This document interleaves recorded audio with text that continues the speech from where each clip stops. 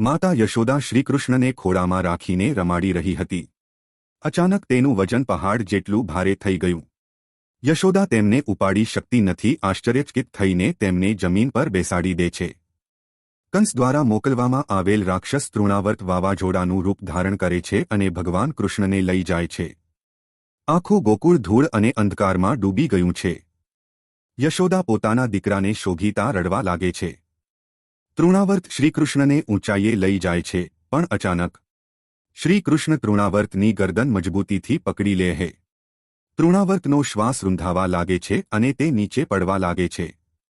તૃણાવર્ત પોતાનો અંતિમ શ્વાસ લે છે. તેના શરીરના બધા ભાગો ટુકડાઓમાં જમીન પર પડી જાય છે અને શ્રીકૃષ્ણ નિર્દોષતાથી હસે છે.